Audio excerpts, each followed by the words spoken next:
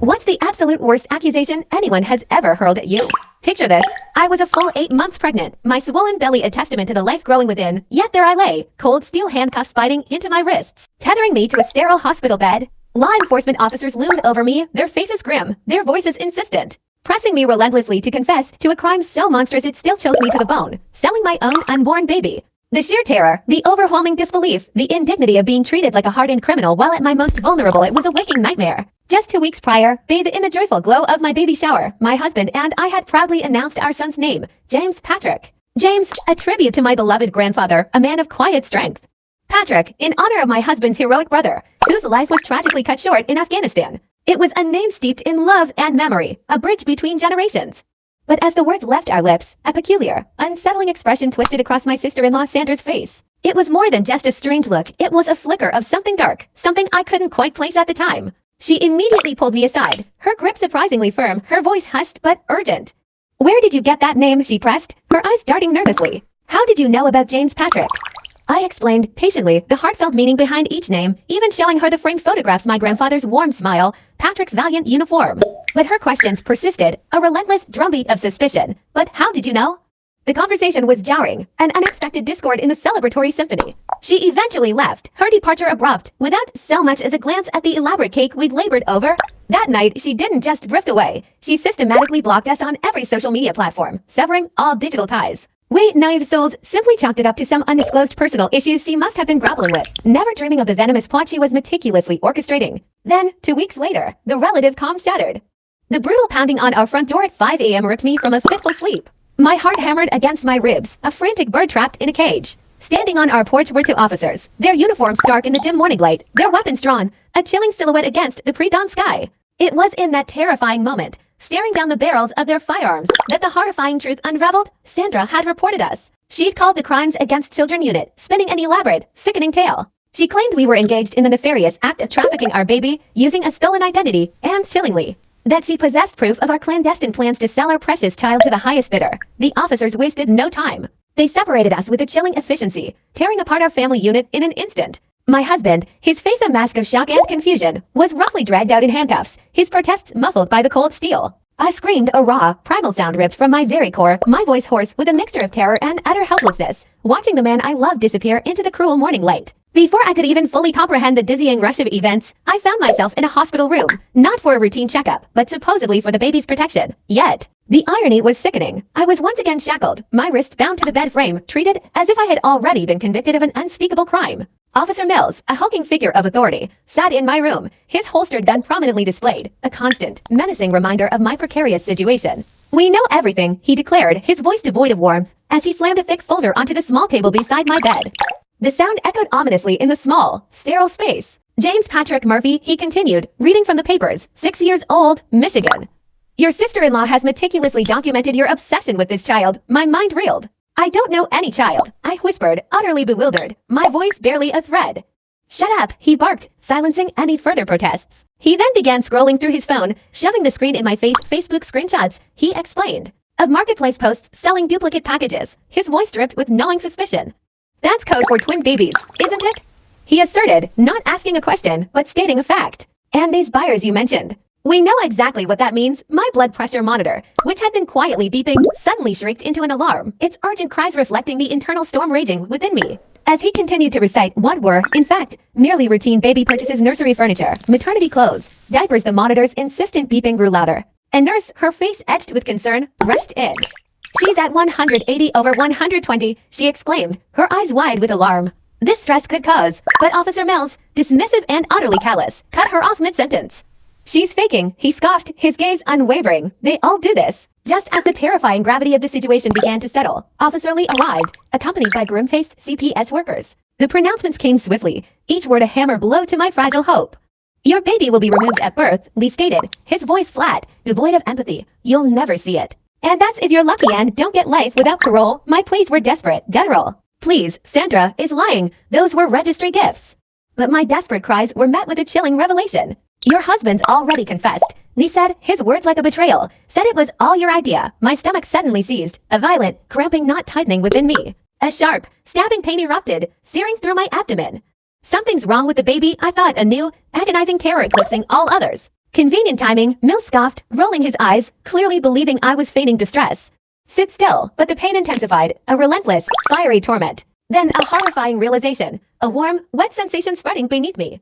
I'm bleeding, I cried out, my voice raw with panic. Please, you're not bleeding, Mills retorted, his voice chillingly calm. Stop moving, or we'll add resisting arrest to the charges. But the nurse, her compassion overriding protocol, checked anyway.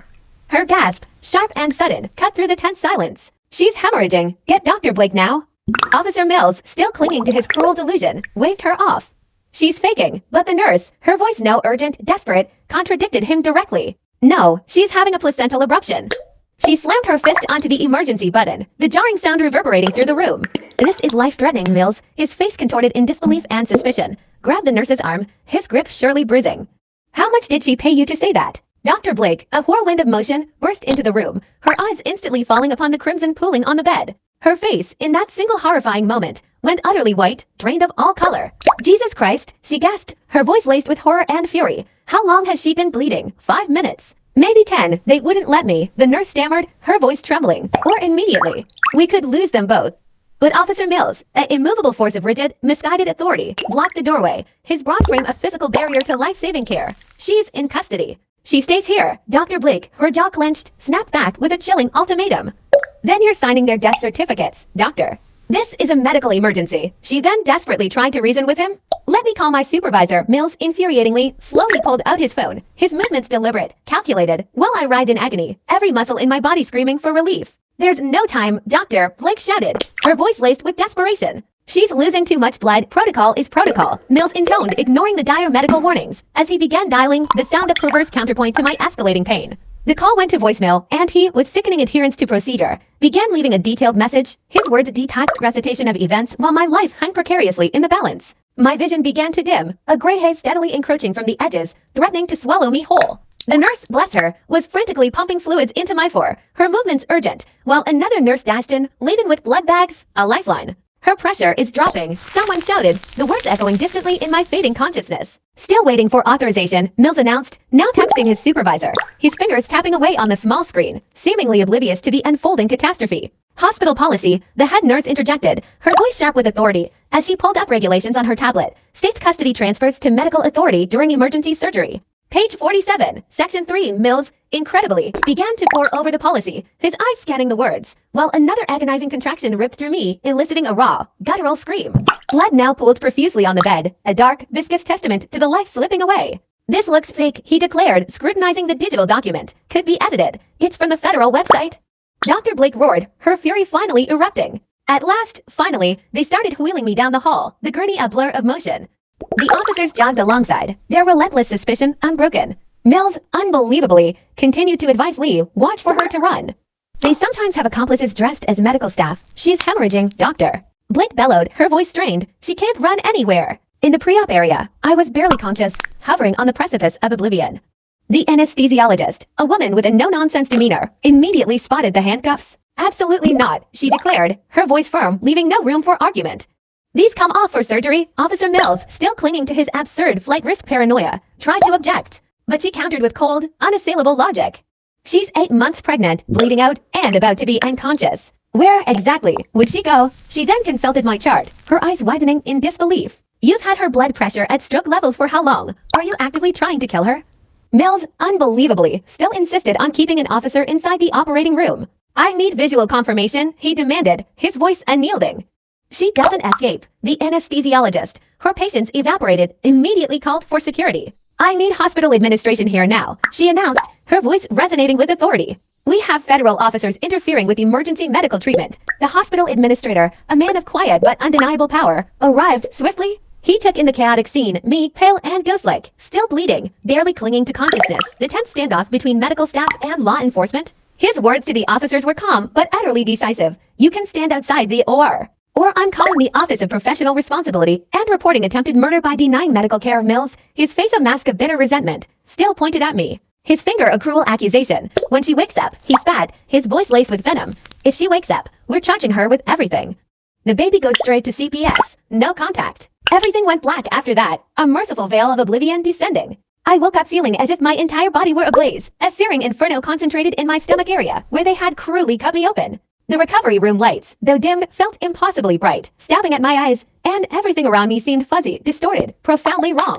I tried to speak, tried to force words past the raw, scraped feeling in my throat, a brutal legacy of the breathing tube. A nurse, a figure of calm efficiency, materialized beside me, checking my vitals, her presence a silent comfort. I struggled, summoning every ounce of my remaining strength to form the single, most important word.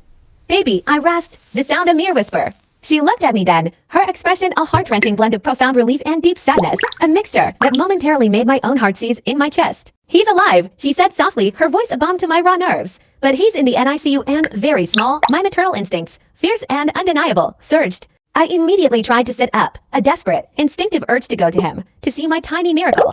But the nurse, her touch gentle yet firm, pressed me back down onto the bed. The slightest movement sent a jolt of sharp, excruciating pain through my fresh incision, a brutal reminder of my own ordeal, and I gasped, a cry of both pain and profound yearning echoing in the quiet room. You can't visit him, she explained, her words dropping like ice shards into my already fractured world.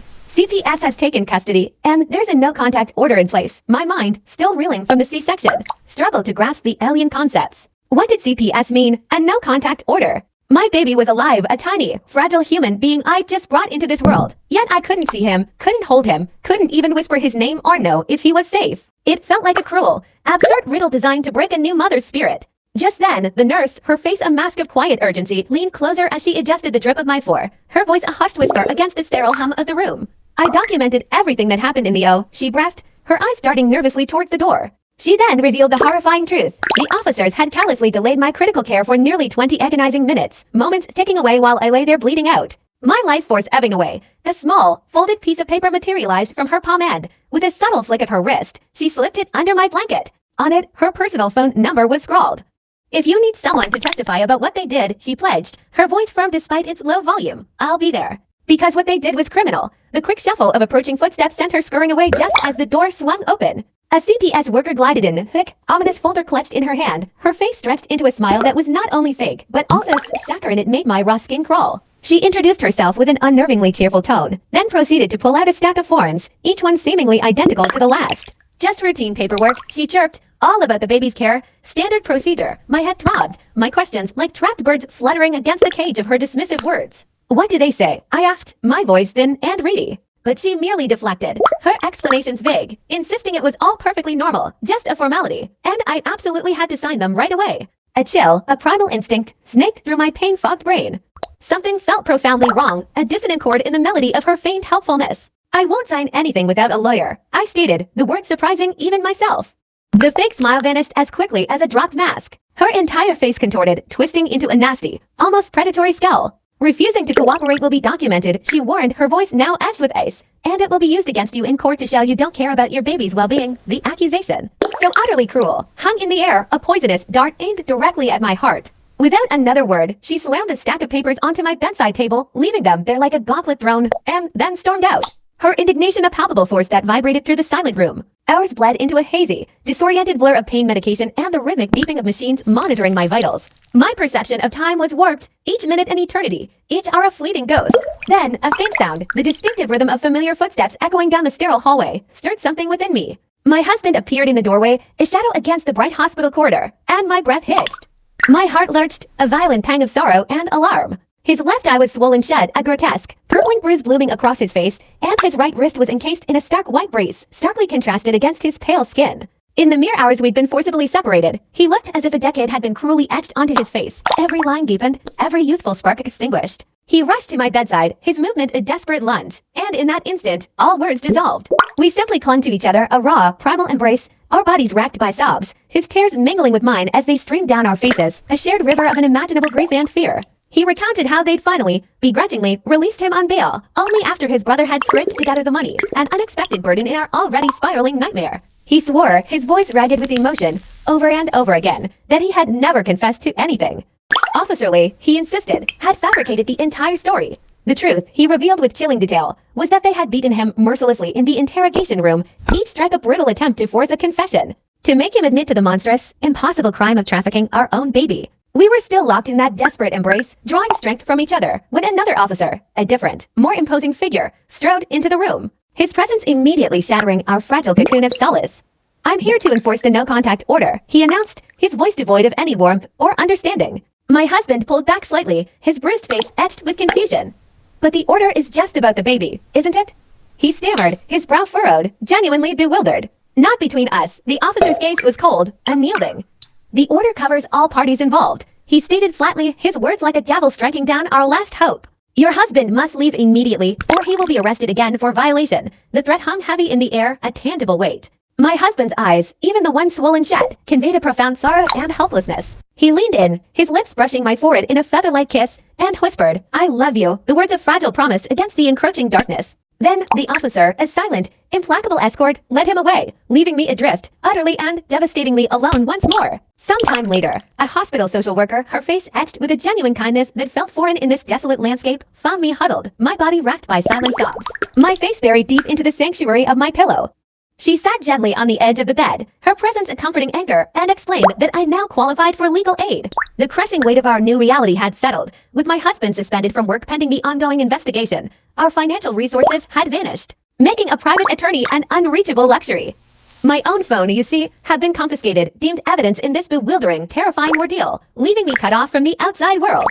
So, with her patient assistance, I made the call from the hospital phone. The legal aid lawyer on the other end, her voice sounding deceptively young and undeniably overwhelmed by the scope of the case, nevertheless promised action. She vowed to immediately file an emergency motion for NICU visitation rights, a tiny beacon of hope in the vast darkness. The wait, she warned, would likely be a few days before we could secure a hearing. 2 days later, still incredibly weak, my body screaming from the recent C-section, I was unceremoniously discharged. Each small movement sent fresh spears of pain through my incision, making every step an agony. A kind nurse, sensing my fragility, wheeled me to the hospital entrance. There, my husband's brother waited, a somber, silent figure ready to drive me home, a necessity, of course, because my husband was forbidden to come near me. The cruel no-contact order phantom leash pulling us apart. The drive home was a blur of silent grief and physical discomfort, punctuated only by my involuntary gasps when the car hit an unforeseen bump, each jolt sending a searing wave of pain through my abdomen. Walking into our house felt less like returning home and more like entering a tomb. Everything was eerily, painfully, exactly as we had left it that morning, the morning the officers had stormed in and shattered our lives. Yet, now, the air was thick with a palpable emptiness, a suffocating wrongness. The nursery door, left ajar, mocked me. Through the opening, I could see the pristine crib we had lovingly assembled just weeks ago, a symbol of our nascent dreams. The tiny clothes, carefully folded and hung in the closet, the rocking chair where I had pictured myself cradling and nursing our son, each detail was a fresh stab of sorrow. I couldn't go in that room, physically, emotionally, I simply could not make myself cross that threshold. With a heavy heart, I reached out and gently, deliberately, closed the door. I haven't opened it since. The next morning, I woke to an excruciating, unfamiliar pressure in my chest, a sensation akin to an impending explosion. My milk, a biological marvel, had come in, a gushing testament to a motherhood brutally denied, with no baby to feed, no hungry mouth to relieve the unbearable fullness. The pain was twofold, a raw, physical ache that radiated through my engorged breasts, and an even deeper, soul-crushing emotional anguish. I staggered into the shower, letting the scalding hot water rain down on me, hoping its intensity might somehow wash away the agony. There I stood, a weeping silhouette, manually expressing precious milk that simply swirled down the drain, a symbolic waste of life-giving sustenance. I sobbed so violently, so uncontrollably, that I began to retch, dry heaves tearing through my body, forcing me to clutch my still tender C-section incision, the spasms of fresh torture. What, I constantly wondered, had Sandra truly believed she'd unearthed? What phantom evidence had convinced her so utterly of this alleged trafficking scheme? Her incessant probing, particularly about how did you know at the baby shower, implied she'd concocted some specific, baseless narrative in her mind. But then, there was the mention of Mills showing those Facebook marketplace listings, a stark contrast to her fabricated theories. This harrowing ritual, this cycle of crying in the shower while my body, oblivious to the cruel reality, continued to produce food for a baby I couldn't feed, became my inescapable routine. Every few hours, day in and day out. 3 days after that bleak discharge, my lawyer finally called, her voice carrying a hint of urgency. The emergency hearing, she explained, would proceed via video conference. I was still too fragile, too ravaged by the surgery and the emotional toll, to travel physically to the courthouse. I positioned myself at our kitchen table, the cold, impersonal glow of my laptop reflecting my drawn face. I gripped the edges of the table, battling back the tears that threatened to blur my vision as the judge, a distant figure on the screen, began to review the case. The prosecutor, a disembodied voice, painted a chilling portrait, arguing I was a flight risk, a tangible danger to my own child. My lawyer, her youthful voice gaining strength, countered with the brutal facts. I had nearly perished giving birth, my body still healing from the trauma, and I possessed no criminal record. My past as spotless as the sterile hospital sheets I just left. After a grueling 20 minutes of tense back and forth, of accusations and defenses, the judge delivered his ruling. A sliver of hope, a fragile concession. I would be granted 1 hour of supervised NICU visitation daily. but the no-contact order with my husband, the invisible wall between us, would remain firmly in place. The investigation is ongoing, he intoned, his words carrying the weight of continued uncertainty, and these are temporary measures for the child's safety. The very next morning, propelled by a desperate maternal instinct, I embarked on the arduous journey to the hospital. 3 buses, each one a jarring jolt to my still healing body, were my only mode of transport. Driving, with my incisions still screaming protests, was out of the question. Upon reaching the NICU entrance, my heart sank. A CPS worker, her expression impassive, stood waiting with a hulking security guard beside her, their combined presence radiating an aura of suspicion and authority. They subjected me to a humiliating, thorough search, my bag meticulously rummaged through, my body patted down with clinical detachment, and every single item from my pockets laid bare on a nearby counter. The CPS worker then, with a curt gesture, the CPS worker, a somber shadow, followed me into the sterile confines of the NICU, her presence a cold weight pressing in behind me the entire time. Every breath I took felt scrutinized, every move judged. When the nurse, with a touch of gentle reverence, finally guided me to his incubator, a gasp caught in my throat. It felt as though all the air had been violently sucked from the room, leaving me gasping, dizzy with a potent cocktail of fear and overwhelming love. My world narrowed to that tiny, luminous box. James, my son, was impossibly tiny, a mere wisp of a life, perhaps only 4 fragile pounds. He lay there, a heartbreaking tableau of vulnerability, a delicate network of tubes and wires snaking from his minuscule body to machines that hummed softly, keeping him alive. His skin was so thin, so translucent, that I could clearly discern the faint tracery of veins beneath the surface, revealing the sheer fragility of his existence. I watched, my heart aching, as his little chest labored, rising and falling with such visible, desperate effort, a silent testament to his fight for every breath. Then, a lifeline, the nurse, her voice soft, offered, "You can hold him." With utmost care, as if handling spun glass, she gently lifted my baby and placed him on my chest. He was so incredibly light, a feather-like presence against my skin, that a paralyzing terror seized me. I was terrified I'd inadvertently break him, a fragile porcelain doll, if I dared to move even slightly. All the while, the CPS worker stood there, an unblinking sentinel. Her gaze, cold and clinical, drilled into every minuscule movement I made, every flicker of emotion on my face. Her pen scratched mechanically across the pad of her clipboard, meticulously documenting, I imagined, precisely how I cradled him, how I looked at him. Whether I projected the correct signs of maternal bonding. Did my eyes convey enough adoration? Was my grip firm enough, yet gentle? But in that sacred moment, suspended between life and death, none of her observations, none of her clinical assessments mattered. My baby, the fruit of my very being, was in my arms for the first time, and he was undeniably, miraculously, alive. What could possibly overshadow such a profound, unadulterated miracle? A moment of hushed conspiracy unfolded. The NICU nurse, bless her perceptive soul, waited until the CPS worker stepped out to take a phone call, her voice a low murmur just outside the door. Then, leaning in close, she whispered, her urgency tinged with compassion, that James had been crying non-stop since his birth. He wouldn't eat properly for anyone, she confided, and the other nurses were growing increasingly worried. But a profound, almost magical transformation occurred the very second I held him. He went completely quiet, a sudden, peaceful stillness descending upon him, and his erratic breathing steadied into a gentle, rhythmic hum. It was as if a primal, unspoken recognition had passed between us. A silent cry answered. And with a subtle, yet resolute nod, she made sure to meticulously document every single detail of this remarkable shift in his chart. A quiet act of advocacy performed while the CPS worker remained conveniently outside. That same harrowing afternoon, the hospital room phone, a jarring, impersonal instrument, rang. My husband's mom was on the line, since my own cell had been confiscated. Her words were a torrent of anguished sobs, so raw and choked that I could barely decipher them at first. She kept repeating how sorry she was about Sandra, confessing that they were utterly lost, and sure of what to do. Then, she spoke a sentence, a few chilling words, that made my entire body go cold, as if an icy hand had gripped my heart and squeezed. Sandra, she revealed, had suffered a tragic miscarriage 4 years prior, at 5 months gestation.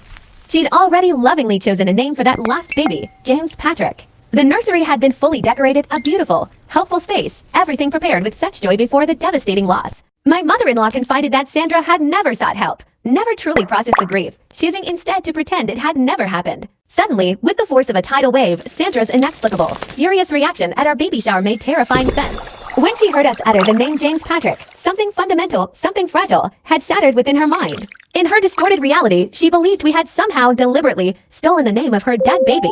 The profound, unaddressed grief, allowed to fester and fester, had morphed into this deranged delusion that we were not celebrating our own child, but rather callously trafficking her baby. A grotesque perversion of reality.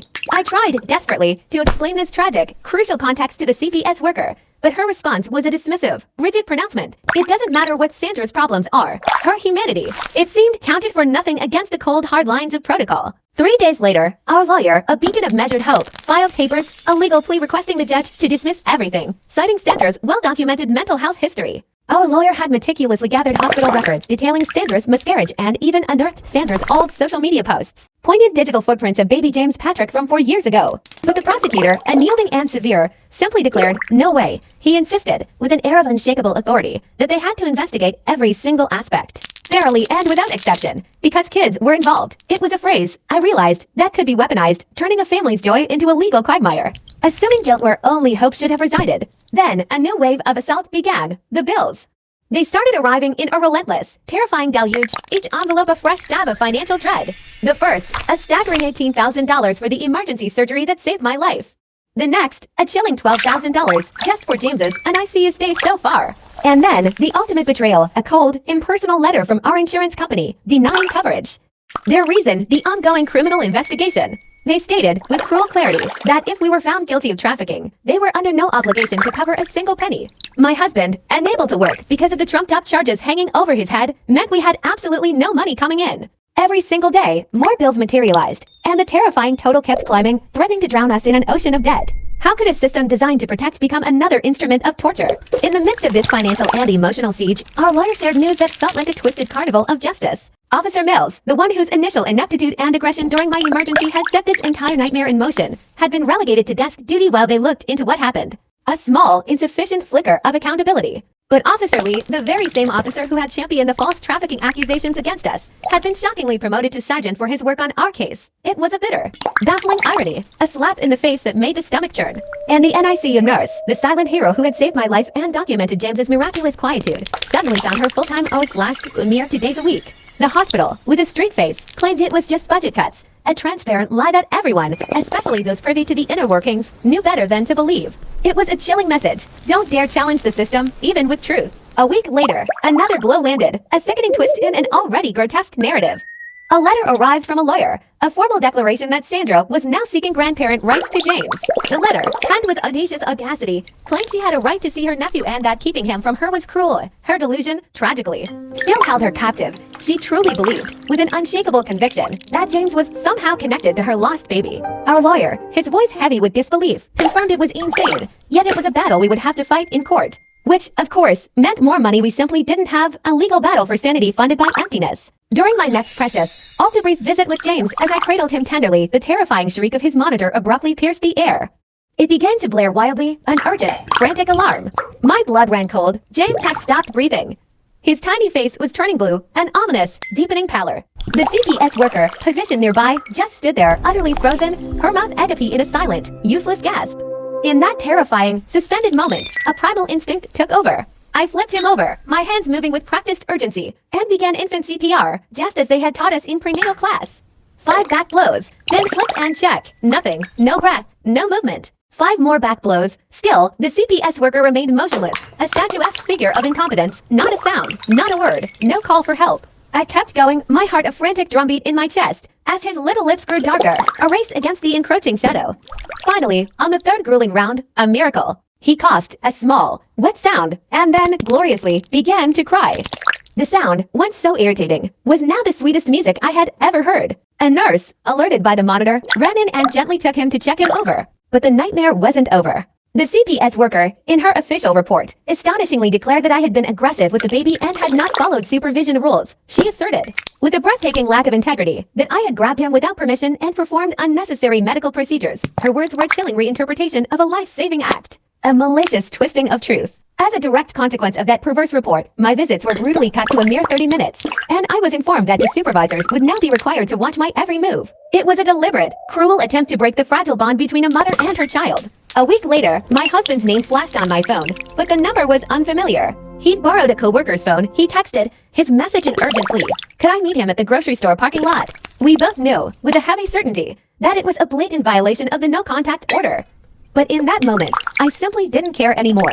The need to see him, to share the crushing weight of our suffering, was an irresistible force. We sat in his car for perhaps 5 minutes, locked in a desperate embrace, just holding each other, our bodies shaking with silent sobs. He looked terrible, a ghost of his former self, having lost maybe 20 pounds, his eyes sunken with dark, bruised circles. He kept whispering, over and over, how sorry he was that he couldn't protect us. I poured out the fresh trauma, telling him about James stopping breathing, about how they were punishing me for saving our son's life. Neither of us saw our neighbor's car pull up discreetly beside us until she was already there, snapping pictures through the window. She had already, with a chilling swiftness, called the police to report our violation of the order. My husband, his face a mask of desperation, sped off, while I, my heart pounding, raced to my own car. An hour later, the police showed up at our house, a menacing presence, but my husband wasn't there, so they couldn't arrest him again. 2 days after that harrowing encounter, our lawyer called with news that made my hands shake so violently, uncontrollably, that I almost dropped the phone. What fresh hell awaited us now?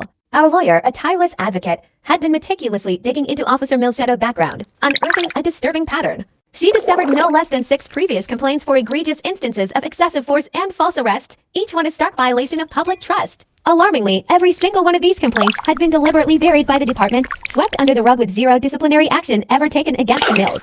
This was more than just negligence, it was a brazen cover-up.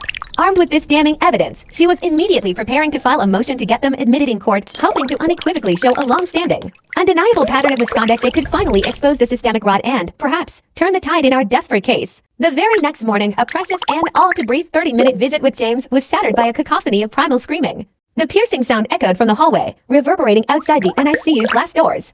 It was Sandra's voice, raw and unhinged, cutting through the sterile silence like a jagged shard. She was bellowing accusations, shrieking that I had stolen her baby and belligerently demanding to see him right now. The CPS supervisor, who had been observing our visit, jumped to her feet with an immediate, startled urgency and sprinted out of the room. I instinctively clutched James tighter to my chest, my heart pounding, as I watched through the window, helpless, as Sandra violently pushed past 2 nurses who were attempting to intercept her, making a frenzied dash towards the locked NICU doors.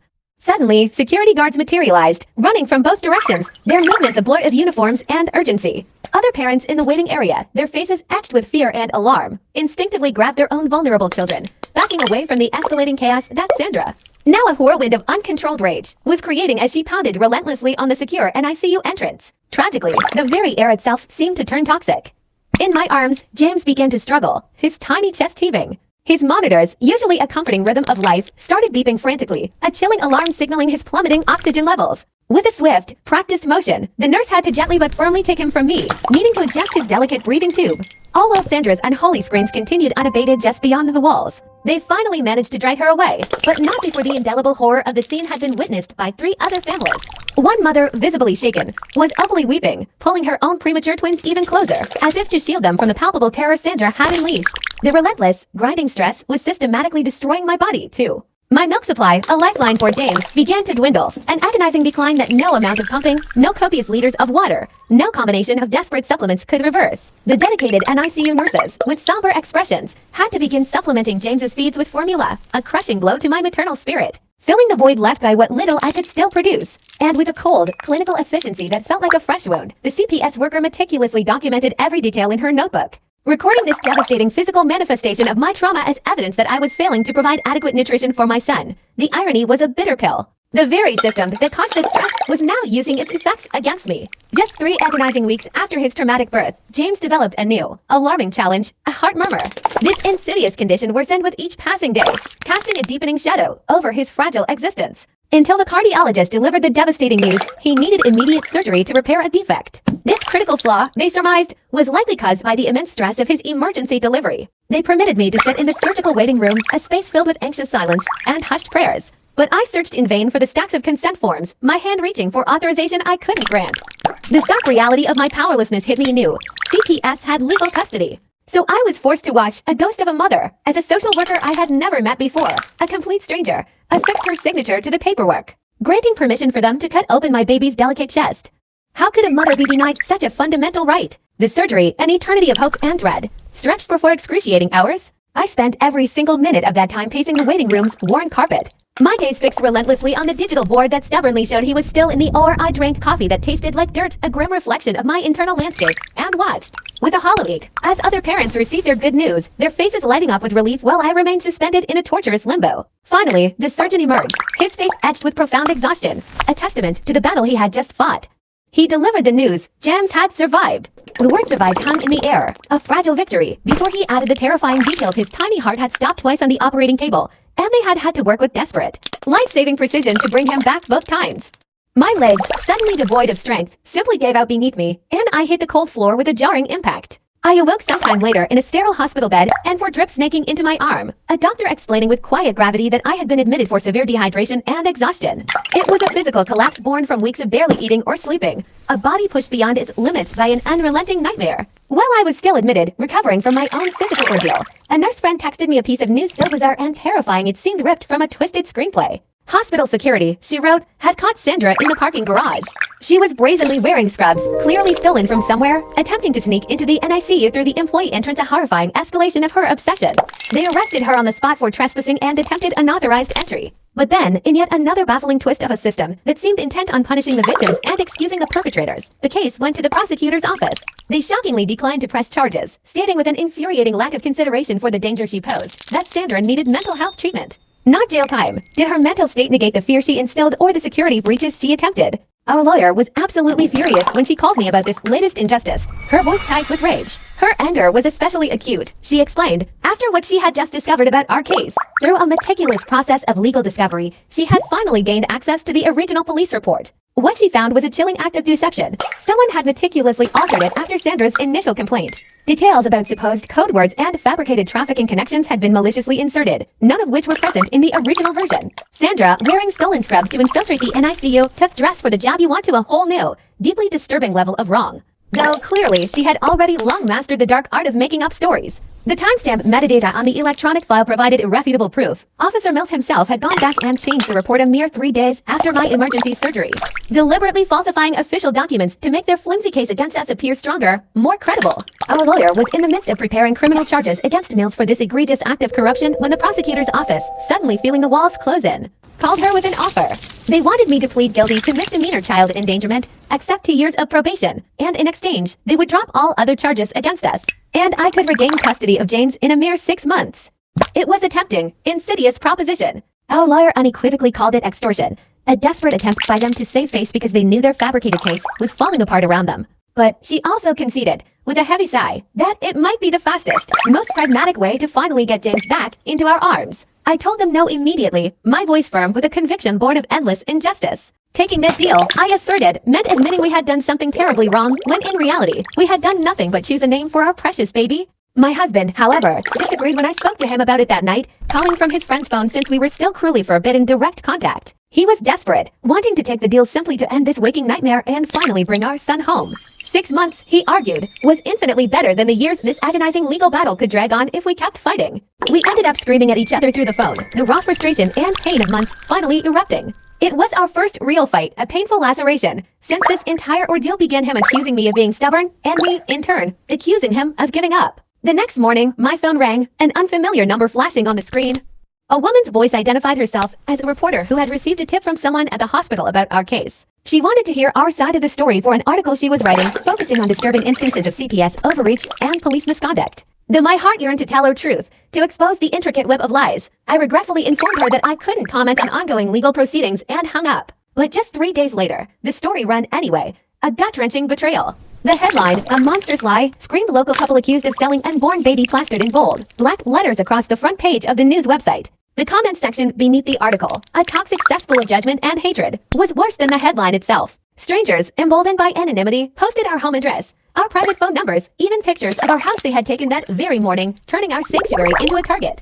My phone began to ring nonstop, a relentless barrage of blocked numbers, each leaving chilling messages that promised unspeakable horrors, messages about what they do to our baby. The torrent of abuse, hurled at us with venomous intensity, branded us as heinous baby sellers. One chilling call, distinct in its malevolent precision, featured a man's voice detailing, with almost surgical exactitude, how he intended to make us pay for the alleged trafficking of innocent children. His words weren't merely threats, they were vivid, agonizing blueprints of retribution. Then, a woman, her voice a raw, ragged wail of despair and fury, flooded our voicemail with no fewer than 10 messages. Each one was a guttural, tear-choked lament, insisting we were undeserving of life itself after our supposed selling of babies. The sheer volume and visceral anguish in her cries were a relentless psychological assault, leaving us utterly shaken. Desperate for respite from the relentless onslaught, I immediately changed my phone number that very afternoon. Yet, with a horrifying, almost supernatural swiftness, they managed to acquire the new one within mere hours, demonstrating an unnerving tenacity that made our blood run cold. My husband, seeking refuge at a friend's place, wasn't spared. His phone was subjected to the identical barrage of hate-filled calls and menacing messages. The futility of our efforts was starkly clear. That week alone, both of us were forced to acquire new numbers not once, not twice, but an agonizing 3 times, each attempt a fleeting hope, only to be crushed by the persistence of our tormentors. It wasn't until we resorted to securing completely enlisted numbers, effectively vanishing from public directories, that we finally found a sliver of peace, albeit a fragile one. Just for short days after the damning article hit the stands, the fragile calm of dawn was violently shattered by a thunderous, incessant banging on our front door. My heart leaping into my throat, I peered through the peephole, scanning the pre-dawn gloom, but saw only an eerie, unsettling emptiness. A wave of confusion, quickly followed by a prickle of dread, washed over me. Cautiously, I opened the door, and that's when the full horror unfurled. Our garage, stark against the burgeoning light, was defiled, huge crimson letters screaming a vile accusation across its pristine surface. But the horror didn't stop there. Our entire front door, from top to bottom, was obliterated by the same scarlet paint, emblazoned with the terrifying, utterly dehumanizing epithet, baby killers. These letters, a grotesque testament to hatred, stood an imposing 3 feet tall, their violent message unmistakable. The paint, still sickeningly wet, streamed down the garage and door, creating sinister rivulets that bled onto our innocent driveway. A crimson stain on our home, our sanctuary. Shaken to my core, I immediately contacted the police, clinging to a desperate hope for justice, for recognition of this blatant act of terror. The officer who finally arrived, however, offered not comfort or reassurance, but a chilling display of indifference. He merely shifted his weight, a nonchalant shrug rippling through his shoulders, as he uttered the dismissive words, "Unless you have video of who did it, there's nothing we can do." His tone, flat and utterly devoid of empathy, felt like a punch to the gut. He didn't bother to document the scene, didn't even lift a finger to take a single photograph of the horrifying vandalism, nor did he file an official report.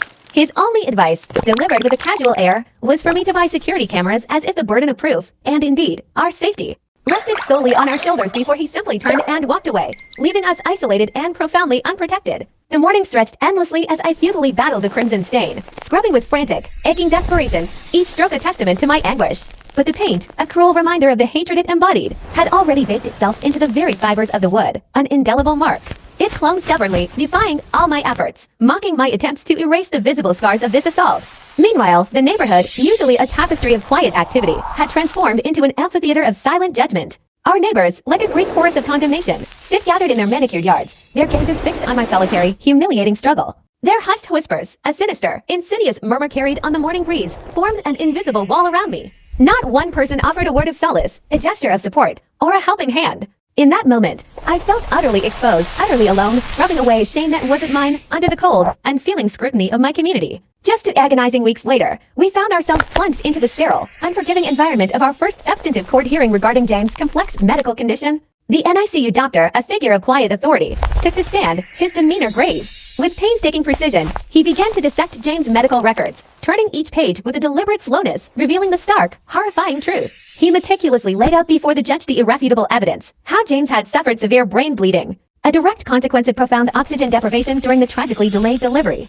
He didn't just state it, he painted a harrowing picture. He then went on to explain, with devastating clarity, how the egregious 43-minute delay, that agonizing eternity during which Officer Mills, consumed by a baseless argument over custody, had denied me critical medical intervention, had directly precipitated James's heart stopping, causing him to code not once, but twice, during the subsequent, life-saving surgery. His voice, unwavering, cut through the courtroom air as he unequivocally declared that had I been permitted to undergo surgery when Dr. Blake first ordered it, James would have been born a perfectly healthy baby. The weight of those words, the stark contrast between what was and what could have been, hung heavy in the air, a palpable testament to the injustice. The prosecutor, predictably, launched into a relentless volley of objections, desperately attempting to discredit the doctor's testimony, labeling it as mere speculation. But his efforts were utterly futile, akin to trying to stem a raging tide with a flimsy dam. The medical records, unyielding in their factual integrity, spoke volumes, rendering the prosecutor's protestations hollow and baseless. They contained indisputable timestamps, a damning chronology that laid bare the agonizing truth. Officer Mills had callously allowed me to hemorrhage in that hospital bed for nearly an entire hour. An eternity during which my precious baby was slowly, agonizingly suffocating within me, his life force ebbing away. The doctor, his voice tinged with a quiet sorrow, concluded by explaining that James's severe developmental delays would necessitate years, perhaps even a lifetime of intensive therapy. A future irrevocably altered. All of this profound, irreversible damage, was solely because 2 uniformed officers, blinded by their own prejudices and suspicions, had arrogantly dismissed a genuine, life-threatening medical emergency as nothing more than a manipulative charade. Just 3 days after that gut-wrenching testimony, our lawyers called delivered news so utterly enraging, so profoundly unjust, that it felt like a physical blow. The phone, a sudden, hateful weight in my hand, became a projectile, flung across the room with a force born of pure, unadulterated fury. Officer Mills, the architect of our suffering, had, with an almost theatrical abruptness, retired effective immediately and, insultingly, with his full pension and benefits gloriously intact. This calculated maneuver, a cynical act of self-preservation, meant the internal investigation into his egregious misconduct during my life-or-death emergency was summarily, automatically closed. Why? Because, as the department spokesperson callously declared, they don't investigate former officers' MILFs, therefore, would face absolutely no consequences, no repercussions whatsoever. For his actions that had so nearly cost us everything, nearly extinguished my baby's life, he would live out his days in comfortable retirement, collecting a full pension, a lifetime of financial security, while my innocent baby, a victim of his negligence, would contend with the lifelong struggle of brain damage directly caused by this man. The sheer, unadulterated injustice was a bitter pill that choked us. Our dedicated lawyer, and willing to let such an egregious miscarriage of justice stand, meticulously filed complaints with the state board, hoping for an external avenue of accountability. Yet, the response was a familiar, disheartening echo of the department's evasion. They, too, claimed a lack of jurisdiction over retired officers, effectively erecting another impenetrable wall of bureaucracy. The message was clear. Males was untouchable. Meanwhile, as if the universe itself conspired against us, Child Protective Services CPS descended with its own cruel demands. We received a thick, daunting packet of requirements, each page a testament to their mistrust. A labyrinth of hoops we had to navigate before they would even deign to consider the possibility of reunification with our baby. It felt less like a path to recovery and more like an elaborate, punitive obstacle course designed to break us. The requirements were not merely suggestions.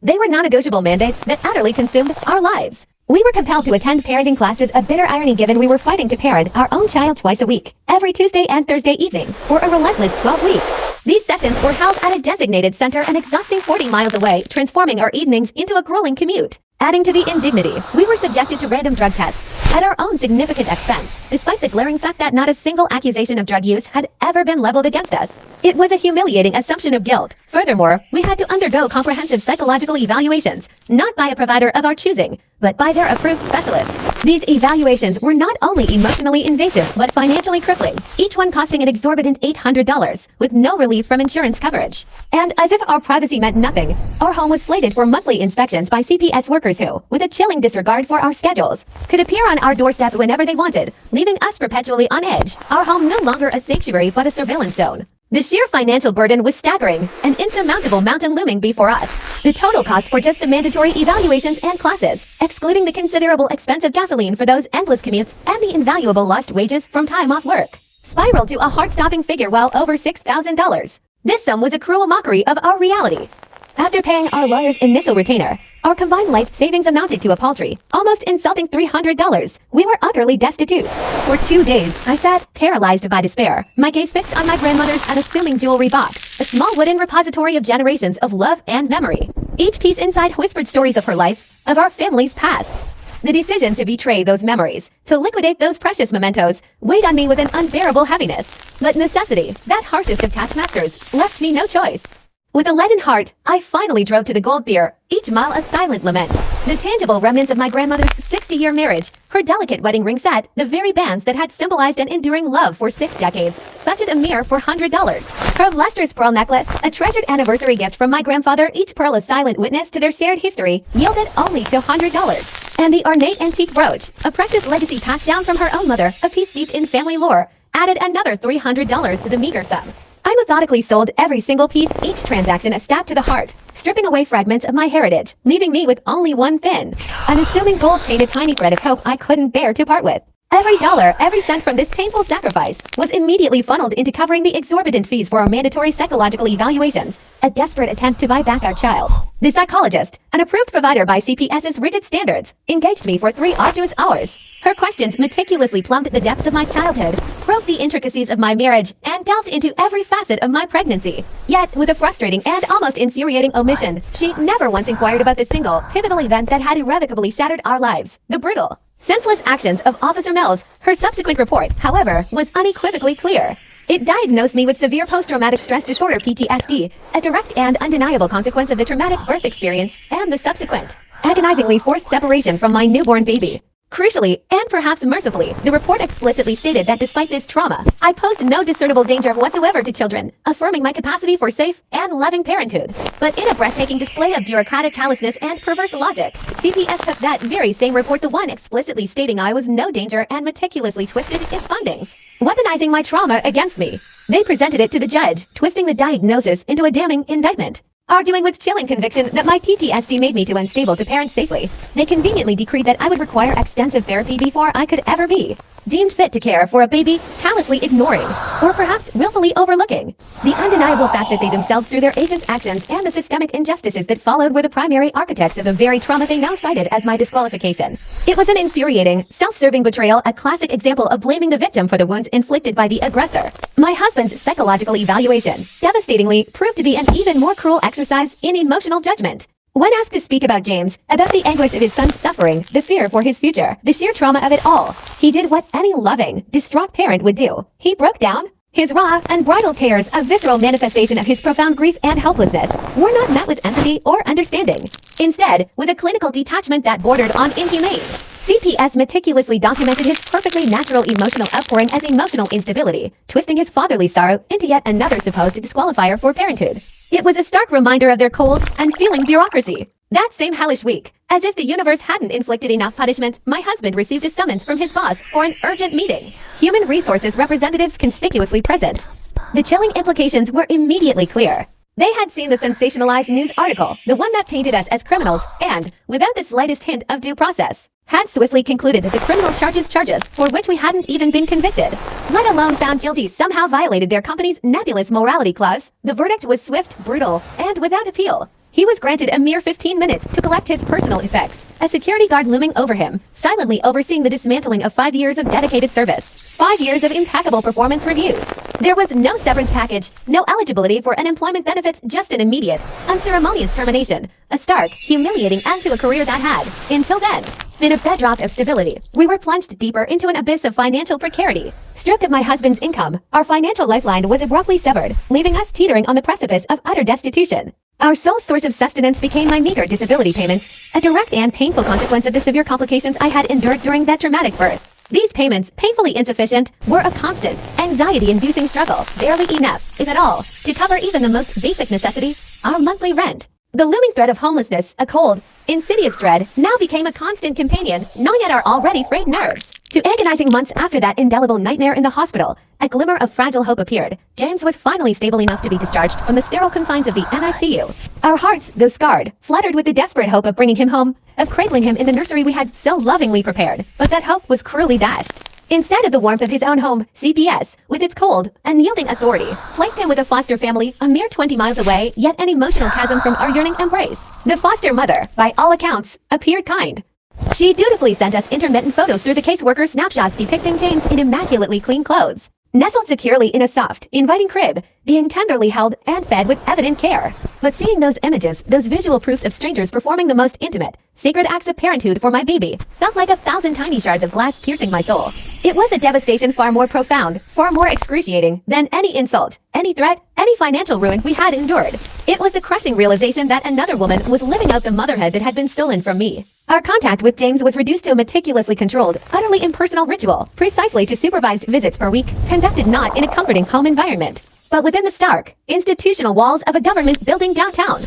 Each visit was a cruel, time-bound allowance of exactly 1 hour, held within a small, sterile room. Every interaction, every tender touch, every whispered endearment was meticulously observed and recorded, not just by omnipresent cameras silently whirring in the corners, but also by the ever-vigilant presence of a CPS worker, their gaze an unwavering, clinical assessment of our every move. It was an hour under a microscope, a constant reminder of our provisional, scrutinized status as parents. By this point, James had already been with the foster family for only 3 agonizing weeks had passed since our son James had been taken, yet when we were finally allowed our first supervised visit, it felt like an eternity had cleaved us apart. The tender bond we had begun to forge, a connection rooted in 9 months of carrying him, had seemingly vanished, replaced by an unfamiliar gaze.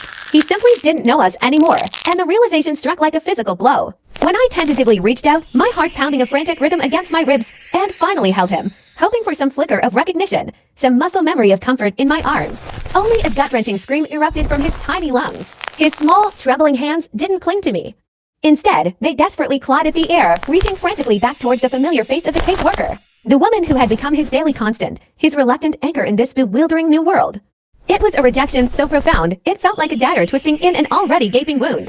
And so, in the sterile, dispassionate language of official reports, the caseworker meticulously documented our supposed failure. Parents failed to bond with the child, her pen scrawled, devoid of empathy, and he exhibited clear signs of distress in their presence. It was a damning indictment, a bureaucratic judgment that felt both unjust and utterly dehumanizing. What she conveniently omitted, what remained conspicuously absent from her clinical observations, was the glaringly obvious truth. Wouldn't any infant, regardless of their parentage, cry out in terror and confusion when abruptly transferred from a known caregiver into the arms of virtual strangers, all within the bleak, echoing confines of a cold, impersonal government building? Was this truly a failure of bonding, or merely a perfectly natural, instinctual response to a profoundly unnatural and distressing situation? By our fourth agonizingly short visit, a fragile truce began to emerge. James, after what felt like an eternity, but was usually around 20 minutes of inconsolable wailing, would eventually quiet, his little body finally relaxing against mine. A faint glimmer of hope, a fragile whisper of connection, might begin to blossom in those fleeting moments. Yet even as these tiny victories unfolded in the sterile visiting room, the official narrative, the indelible ink of their documentation, had already cemented our fate. The damage of those early, desperate reports was done, a seemingly insurmountable barrier erected against us. As Sandra's erratic behavior escalated, her family, out of a desperate, perhaps misguided, sense of love and concern, attempted to stage an intervention at her home. They hoped to break through the impenetrable wall of her delusion, to offer support and guide her towards professional help. But instead of listening, instead of acknowledging their heartfelt pleas, Sandra retreated further into her fortress of paranoia, barricading herself within her bedroom and, in an act of staggering betrayal, dialing the police to report her own bewildered family as intruders, as threats to her imagined security. Her sister, her voice heavy with a mixture of despair and profound sadness, confided in me later, detailing the chilling depths of Sandra's fractured reality. Sandra, it seemed, was utterly convinced that we were not merely the parents of a baby she believed was hers, but rather ruthless criminals, a clandestine network who had, in her mind, stolen the very identity of her supposedly dead infant, all for the sinister purposes of human trafficking. The sheer outlandishness of the accusation was horrifying, yet it held her captive in its grip. Her delusion wasn't just spoken, it was meticulously documented.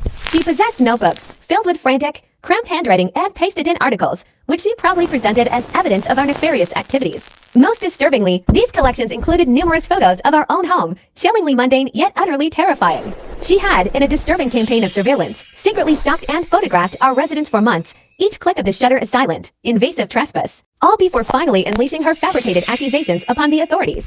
The relentless pressure, the unbearable weight of living under the shadow of Sandra's spiraling paranoia, finally became too much for her husband. He reached his breaking point, his own sanity fraying at the edges. Recognizing the acute danger her delusions posed to their remaining two children, he filed for divorce, a desperate plea for freedom, and simultaneously sought emergency custody. A legal shield to protect his kids from the volatile, unpredictable environment Sandra had created. Sandra's response to his desperate actions was not remorse or understanding, but a further descent into the abyss of her illness. With a chilling, unwavering conviction, she immediately accused him of being an accomplice, an active participant in our trafficking ring, asserting that he was merely covering for us because we had supposedly issued veiled threats against him. Her world was a web of imagined enemies, and now even her closest kin were ensnared within it. The divorce judge, observing the unfolding spectacle of her increasingly unhinged behavior, saw through the fabricated accusations and wisely ordered her to undergo a comprehensive psychiatric evaluation. It was a clear, unambiguous attempt to get her the help she so desperately needed, to establish a baseline of her mental state. Yet, in a defiant act of self-sabotage, Sandra steadfastly refused to comply, further cementing the impression of her deep-seated refusal to acknowledge her own illness. Our lawyer, a tireless advocate who had dedicated weeks to sifting through mountains of dense, often deliberately opaque financial records related to the prosecutor's office, finally uncovered a truth so startling, so utterly enraging, that it made her literally gasp aloud during our phone call. The sound was sharp, involuntary, a clear indication of the sheer magnitude of what she had stumbled upon. The private foster care agency currently receiving substantial payments for housing James, an agency supposedly dedicated to the welfare of vulnerable children, held contracts with the county worth not just thousands, but millions of dollars. This wasn't just about James. It was about a vast, lucrative network, a machine fueled by the very system designed to protect children. And the threads of this entanglement stretched even further.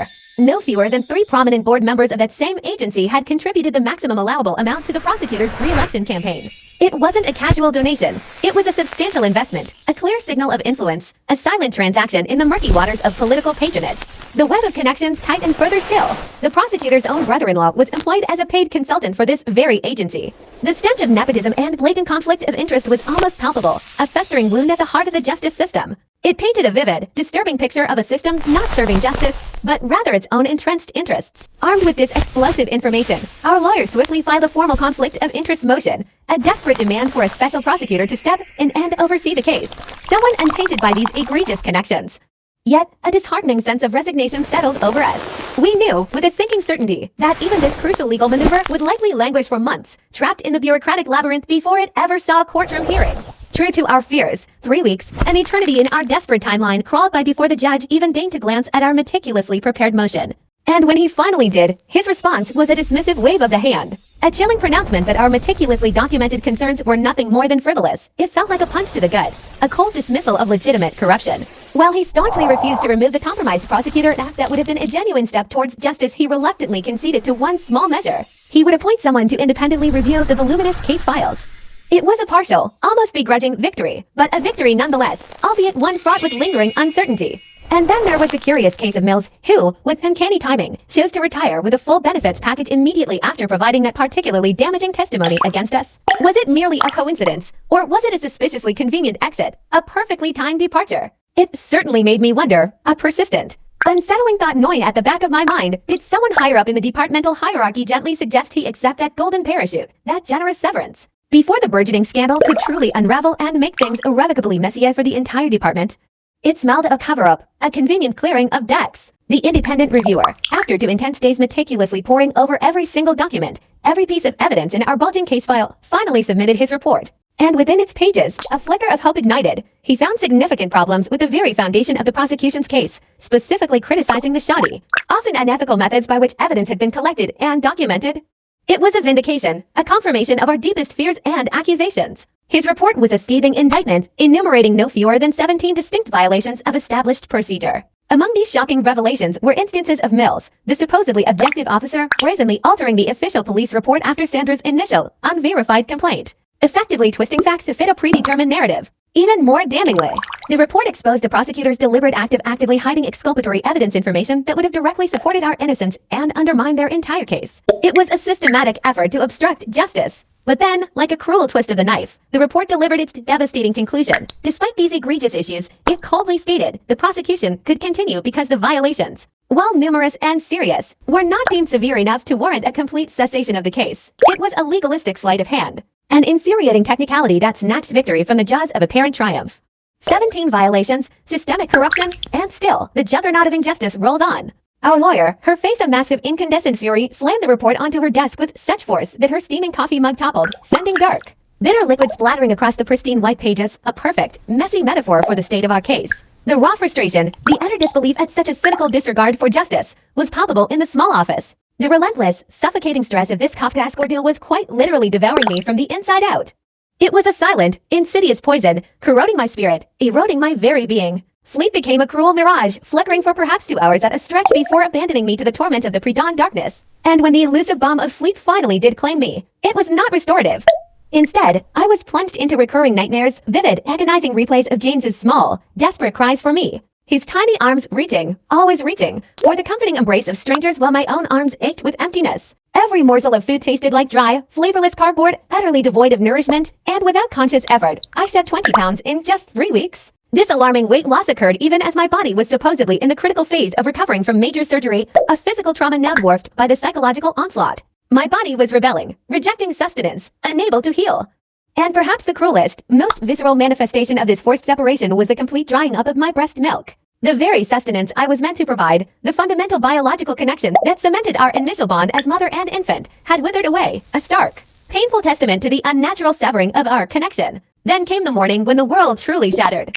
I awoke shrouded in a dense fog of confusion, utterly disoriented. I couldn't recall the date, the day of the week, or even understand why my husband, the man I loved, was lying beside me in our bed. His presence felt alien, threatening. A primal terror seized me. I was convinced he was an intruder, a stranger in our sanctuary. My screams tore through the quiet morning, ragged and desperate, until he, startled and confused, fumbled for the lamp. Only when the harsh bedroom lights flooded the room, revealing the familiar lines of his worried face, did the terrifying illusion break. It was him, my husband. The sudden clarity brought an equally sudden, overwhelming wave of memory, and I instantly collapsed into guttural sobs, the sheer horror of my mental lapse washing over me. The momentary recognition was fleeting. The confusion, a swirling vortex of fractured reality, persisted. It became a terrifying new normal, an unpredictable descent into disarray. I would frequently lose my bearings, forgetting where I was, sometimes convinced I was still heavily pregnant, anticipating James's imminent arrival. Or, in other terrifying moments, I would firmly believe James was soundly sleeping in his crib just down the hall, a phantom presence haunting our empty nursery. The most harrowing instance, the one that finally pierced through my husband's own denial and fear, occurred at 3 o'clock in the morning. He found me standing in James's untouched nursery, gently rocking an empty blanket in my arms, singing a soft lullaby to the phantom weight within it. It was a scene of profound, heartbreaking delusion. That sight, that devastating tableau of my fractured mind, terrified him to his core. Without a moment's hesitation, he bundled me into the car and drove us straight to the emergency room where, after a frantic assessment, I was immediately admitted to the psychiatric ward for urgent evaluation. There, a compassionate yet forthright psychiatrist delivered the diagnosis: postpartum psychosis, a severe mental illness tragically triggered by the brutal, forced separation from my newborn, compounded by the profound trauma of my near-death experience during childbirth. It wasn't just stress, it was a complete unraveling of my psychological defenses. She looked at me, her eyes filled with a professional yet empathetic understanding, and remarked that it was actually amazing I hadn't succumbed to such a complete breakdown sooner, given the unimaginable confluence of horrors I had endured. It was a testament to how far I had been pushed. I remained in the ward for a grueling week, undergoing medication adjustments and desperately trying to absorb coping strategies to find some anchor in the storm of my mind. But even in that sanctuary, the long arm of the system reached for me. CPS, with chilling efficiency, discovered my admission almost immediately. They wasted no time. In a truly perverse twist of fate, they promptly filed additional legal papers, cynically arguing that my mental breakdown, a direct, undeniable consequence of their actions, unequivocally proved I was an unfit mother incapable of safely caring for a child. The very trauma they inflicted was now being weaponized against me. Their ultimate goal was stark and terrifying: to permanently terminate our parental rights, to sever every legal tie we had to James, all based on the fact that I had sought professional help for a devastating condition that their own callous policies and actions had so demonstrably caused. It was a calculated, bureaucratic cruelty that defied all human logic and compassion. When the critical hearing finally arrived, my psychiatrist took the stand. For 2 long, intense hours, she delivered a meticulously detailed, professionally compelling testimony. She patiently explained to the court, with unwavering clinical authority, that my postpartum psychosis was not some inherent flaw, but a direct, heartbreaking consequence. An unavoidable byproduct of being forcibly, traumatically separated from my newborn while simultaneously in the fragile throes of recovery from a major, life-threatening surgery. Her words painted a clear picture of cause and effect. To underscore her points, she presented irrefutable scientific evidence, detailed brain scans, and comprehensive hormone tests. Clinical data that definitively proved how this cruel separation had profoundly disrupted my body's natural, biological postpartum bonding processes. The science was undeniable, laying bare the physical toll of emotional trauma. Her prognosis offered a beacon of hope, with proper, continued psychiatric treatment and, crucially, with the complete reunification with James, she asserted, I would make a full and complete recovery within a matter of weeks. The path forward was clear, contingent only on the system allowing it. But then, in a cynical attempt to counter this compelling evidence, CPS presented their own expert, this individual, a man who had never once met me, never once conducted an examination, and whose knowledge was solely gleaned from the selective, often biased, intake notes provided by the agency itself, took the stand. His testimony was a chilling generalization, a broad-brush indictment. He declared, with a disquieting air of certainty, that any mother who had developed psychosis, regardless of its precipitating cause, was inherently dangerous to children. It was a sweeping condemnation, ignoring individual circumstances and recovery potential. Then came the utterly terrifying, deeply personal blow. He actually looked at me, his eyes devoid of any apparent empathy, and stated, in chillingly precise terms, she could snap at any moment and hurt James, even if she seemed fine. The words hung heavy in the air, a poisonous seed planted in the judge's mind, designed to instill fear and doubt. The judge, seemingly swayed by the conflicting narratives, declared he needed additional time, a full month, to carefully review both expert opinions. Another month of agonizing, soul-crushing waiting stretched before us, an eternity of suspended animation while James remained out of our arms. Yet, during that interminable month, an inexplicable, almost miraculous shift occurred within the intricate machinery of the case. Suddenly, after 4 grueling months of sterile, tightly supervised visits confined to the joyless, impersonal government buildings, CPS, without warning or explanation, approved unsupervised visits. James, now almost 4 months old, a tiny stranger to us, would finally be allowed back into our home twice a week for 4 precious hours each time. It was a massive leap, but also a stark reminder of the chasm of unfamiliarity that still separated us. The initial unsupervised home visit was predictably harrowing. The moment the caseworker's departing footsteps faded, James, his little body racked with terror at the abrupt departure of his familiar caregiver, unleashed a torrent of screams that lasted an agonizing hour. It was a stark, heartbreaking illustration of how much ground we still had to cover, how deeply imprinted his experiences of separation had become. But with each subsequent visit, a fragile thread of recognition began to weave itself. Slowly, tentatively, James started to pick out the cadence of my voice from the unfamiliar sounds. He would gradually, miraculously, calm down, his tiny body relaxing as I sang the very lullabies I had hummed to him in utero, songs that now, against all odds, seemed to stir a faint echo of memory within him. Determined to prove this burgeoning connection, I became a relentless archivist of our progress. Every tiny victory, every fleeting moment of connection, was meticulously documented with photos and videos, his hesitant smiles, his small, questing fingers reaching out to touch my face, the profound peace as his little body finally relaxed and fell asleep cradled in my arms. These weren't just memories, they were vital pieces of evidence. My husband, ever the pragmatist and fiercely protective, took it a step further. He installed discreet cameras in every room where James would be, recording every minute of our visits. This wasn't for vanity. It was a desperate, proactive measure, irrefutable visual proof that we were unequivocally good, loving, and capable parents, fighting tooth and nail for our son. We turned his. The transformation of James's nursery had become a sacred ritual, a desperate attempt to manifest hope and happiness in a place that had once felt so painfully empty. We filled it with whimsical mobiles that danced with every whisper of air, soft, plush toys that begged to be cuddled, and gentle, lilting music that played almost constantly. A lullaby designed to soothe both him and our frayed nerves. It was our sanctuary, our quiet rebellion against the chaos. By the sixth home visit from the caseworker, a subtle but profound shift had occurred. We'd watch, holding our breath, as James, once timid and withdrawn, would absolutely light up the moment he saw us cross the threshold, his tiny face breaking into a radiant smile. His little arms reaching out, a silent plea to be scooped up and held close. The caseworker, her gaze always detached, dutifully noted this undeniable improvement in her ever-present notebook. But her words were a chilling splash of cold water. It wasn't enough, she declared. Not nearly enough to definitively prove we were truly safe parents in the long term, leaving us to wonder what impossible standard we were meant to achieve. Then, as if the universe hadn't dealt us enough, Sandra, a woman whose delusion seemed to deepen with every passing day, brazenly violated the restraining order we'd meticulously obtained against her. A chilling wave of dread washed over us as 3 distinct letters arrived at our house over the course of just 2 days. Each one a descent into a more profound abyss of disturbing madness than the last. The first, written in a surprisingly neat, almost childlike hand, declared that she forgave us for what she termed the unspeakable act of stealing her dead baby's soul and, even more horrifyingly, using it for evil purposes. A cold knot of fear tightened in my stomach. How could anyone even conceive of such a thing? The second letter plunged deeper into her fractured reality, purporting to explain how our beautiful, innocent James Patrick was, in fact, her miscarried baby reincarnated, and that we had, through some nefarious, unexplained means, trapped his spirit in the wrong body. My mind reeled. It was an accusation so grotesque, so deeply unhinged, it felt physically sickening. But it was the third letter that truly plunged us into a nightmarish landscape. It spanned pages, covered front to back with frenzied, scrawled religious verses about theft, damnation, and eternal suffering, punctuated with terrifying emphasis by our names written in what looked horrifyingly like dried blood. Our hearts pounded against our ribs until a closer, trembling inspection revealed it to be, thankfully, just an ominous, crimson-red marker. The raw terror of those letters was only slightly mitigated when Sandra's husband, a man whose face was etched with a profound, almost debilitating shame, brought us the originals himself. His apologies tumbling out in a torrent of desperate whispers. "She's getting worse, much worse," he confessed, his voice heavy with despair. He painted a disturbing picture of her spiraling descent, revealing she had meticulously constructed a macabre shrine to her lost baby, a shrine horrifyingly adorned with photographs of our son.